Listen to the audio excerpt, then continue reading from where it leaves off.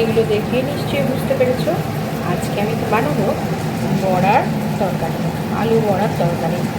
এটা ছিল ছোলার ডাল। এটা প্রথমে মিক্সিতে আমি ভালো করে গুঁড়ো করে বেটে নিয়েছিলাম, শুধু একটু রসুন আর লঙ্কা দিয়ে তারপর ভালো করে বেটে নিয়ে এটা গোল গোল বড়া করে এবার আমি বানাবো বড়ার তরকারি। কড়াইয়ের মধ্যে দিয়ে নিয়েছি প্রথমে একটা গরম মশলা, তারপরে একটু পেঁয়াজ আর টমেটো আর সঙ্গে কাঁচা লঙ্কা। এটাকে আমি ভালো করে করতে থাকবো, তারপরে আবার ফিরে আসবো। এই দেখো তেলের উপরে পেঁয়াজ, টমেটো, কাঁচা লঙ্কা আর একটু হিং দিয়ে নিয়েছিলাম আর গরম মশলাও দিয়েছিলাম। তারপরে আমি এখন একটু আদা আর জিরে গুঁড়োর পেস্ট মিশিয়ে এটার মধ্যে ঢেলে দিয়েছি। এরপরে ভালোভাবে এটাকে আমি কষিয়ে নেব। পরে আমি মিশিয়ে নিয়েছি এর মধ্যে একটুখানি চিনি আর একটু লঙ্কা গুঁড়ো, লাইটটা ভালোভাবে আসতে হয়। এরপরে ভালোভাবে কষিয়ে নেব। কষিয়ে নেওয়া হবে তারপরে আলুগুলো দিয়ে ভালো করে নামিয়ে নেব।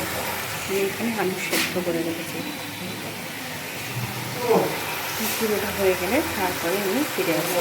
আমার মশলাটাই তেল ছেড়ে দিয়েছে। এরপর আমি এর উপরে একটু আলুগুলো দিয়ে নেড়ে নেব।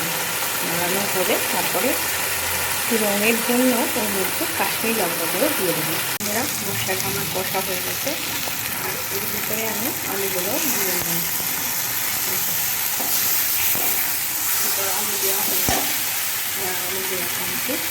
এটা আমি একটা ছেড়ে বলছি গরম জল ফেলে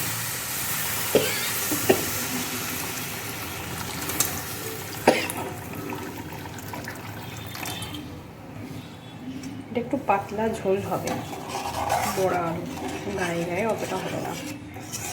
দেখা যাক কী হয়।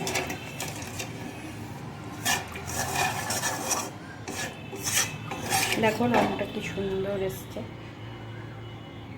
বড়াগুলো মিশিয়ে দিয়ে একটু নুন দিয়ে চিনি দিয়ে ঢাকা দিয়ে দেবো। ফুটলে আমি তার মধ্যে গরম মশলা আর একটু ঘি দিয়ে সেটা নামিয়ে নেব। এটা খুব তাড়াতাড়ি হয় রান্নাটা, তোমরা ট্রাই করে দেখতে পারো। আমার বড়ার তরকারি প্রায় হয়ে গেছে।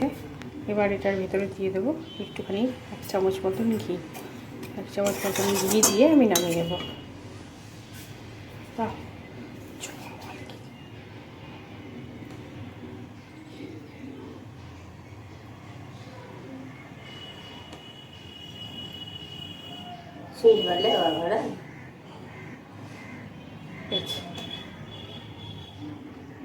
ব্যাস হয়ে গেছে।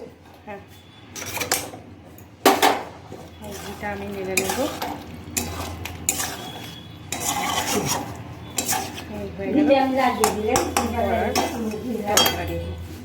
খুব তাড়াতাড়ি চট জলদি এই রান্নাটা হয়ে যায়। নামিয়ে নিয়েছি, এই দেখো ধোয়া উঠছে। এই হলো বড়ার তরকারি ফাইনাল লুক। তোমরা চাইলে খুব তাড়াতাড়ি এই তরকারিটা করে নিতে পারো।